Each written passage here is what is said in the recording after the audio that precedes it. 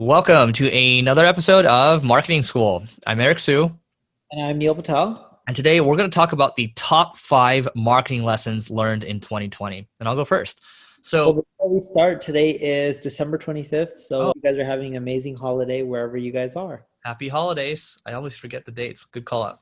So, number one would be on my side, not focusing enough on YouTube. So, what do I mean by that? My YouTube's only at 50K subscribers. It's not huge, it's not really small, but what I noticed over I read something recently.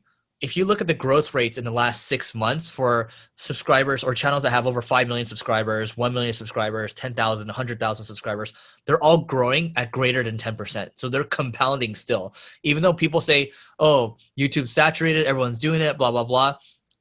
It is still the number 2 search engine in the world. And it's got a pretty good algorithm because you have a company called Google that owns it.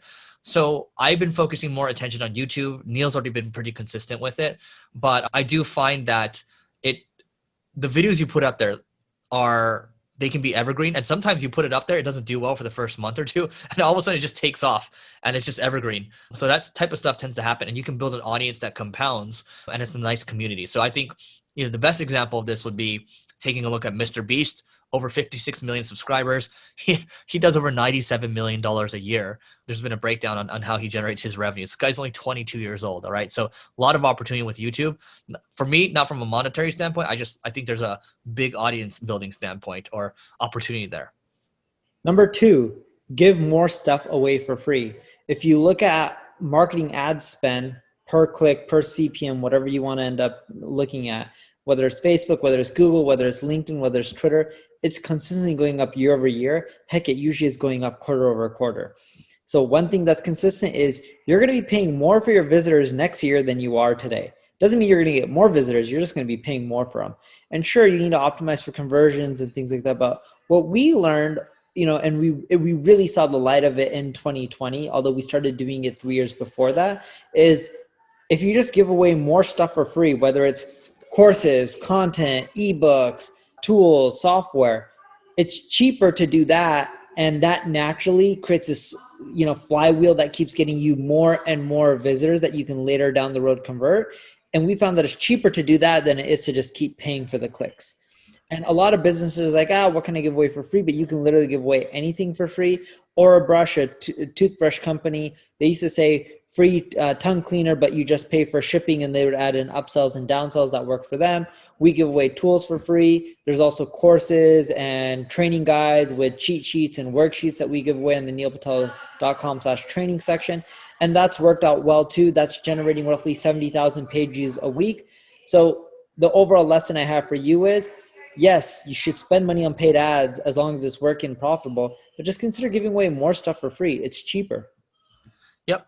Number 3. So what we've been doing earlier in the year, we've kind of rolled this out for the different projects that we work on is, it seems basic, and a lot of you know about the daily stand-up, 15 minutes, what you did yesterday, what you're working on today, what you're blocked on.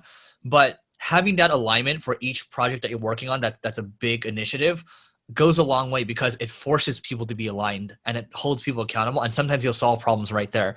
What our mistake that we made in the past was, okay, we just had this meeting on this project this week. We're going to wait another week. But you do that, you keep doing the 7-day lag, and you start to accumulate all this debt versus just solving the problem right then and right there, right? Having that communication, especially right now, because we're in a remote first world, you don't get the serendipity of being in an office and just to tap, Neil on the side and be like, hey, what do you think about this, Neil? It just doesn't work that way anymore. So the more communication touch points you can have for high stakes projects, the better. And so what is old is now new again. Another lesson for you is, and this is my fourth one, and I learned this the hard way. We have hundreds and hundreds of employees. I don't know the exact count, but it's quite a bit. And what I learned the hard way, and I learned this year in 2020, was hire more fresh blood, people who are less experienced.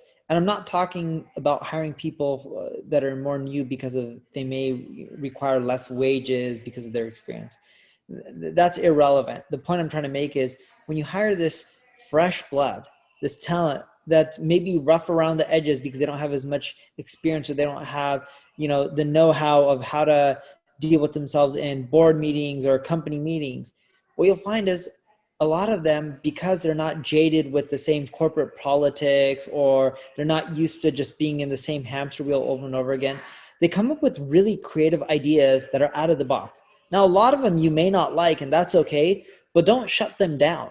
Don't tell them, no, that sucks. Give them feedback. Let them be them. Let them be creative.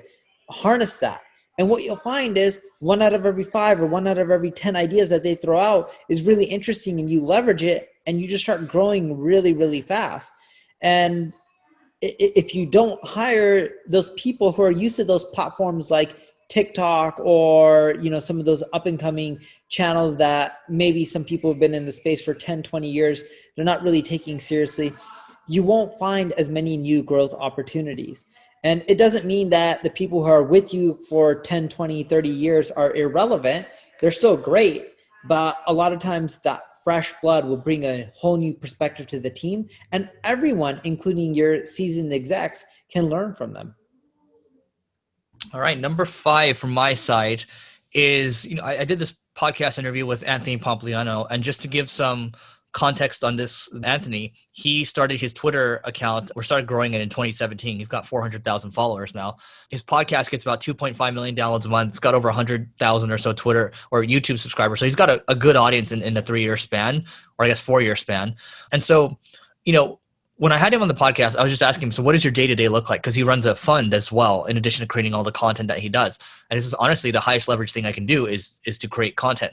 And I was thinking about it. It's like, that makes total sense. Even though I spent a lot of time creating content, this podcast, the other one, YouTube videos as well, I haven't focused completely on it. But when you think about it, it is absolutely a high leverage thing you can do, because if Neil and I are spending 1 hour or let's say 2 hours on a session, and you're going to have, hundreds of thousands or, plus hours, right? That's a good return on investment right there. That is leverage. And sometimes what happens is you have amazing people listening. They're going to reach out to you, or somebody wants to work with you or partner with you or work for you, right?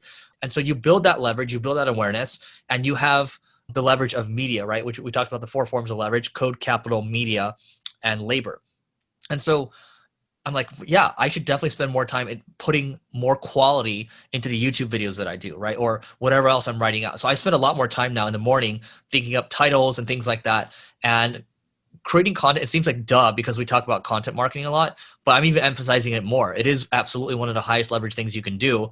And we've talked about this on the podcast before.